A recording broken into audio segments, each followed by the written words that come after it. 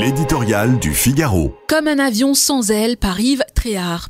La taxe Zuckman, 100% matière grasse ou en version allégée, a donc été rejetée. Mais en France, une horreur fiscale en cache toujours une autre.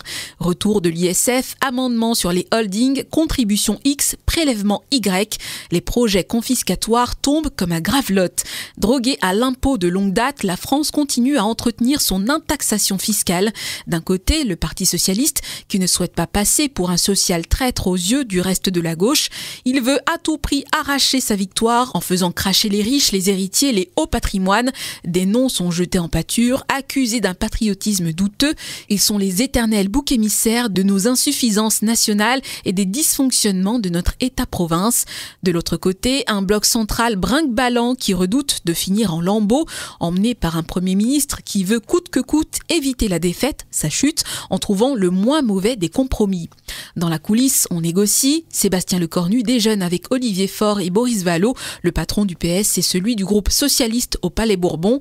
Personne ne pense vraiment que ce qu'il se dit ou fait puisse être couronné de succès. La confusion est totale, le spectacle pitoyable et par-dessus le marché condamnable. Il fait perdre leur temps et leur argent aux Français. À quelle sauce seront-ils mangés?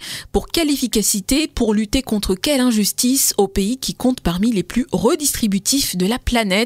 Pire, cette comédie n'a aucun sens puisque les sénateurs, majoritairement de droite, ont déjà promis d'effacer d'un trait de plume toutes les dingueries budgétaires des députés.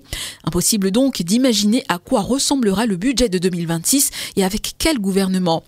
La séquence en dit long sur la France. Seul le Monde, dans sa catégorie, a travaillé moins, à partir tôt à la retraite, a porté une dette insoutenable et donc a étouffé sous une fiscalité hors sol. Comme un avion sans aile ni pilote, elle végète en bout de piste.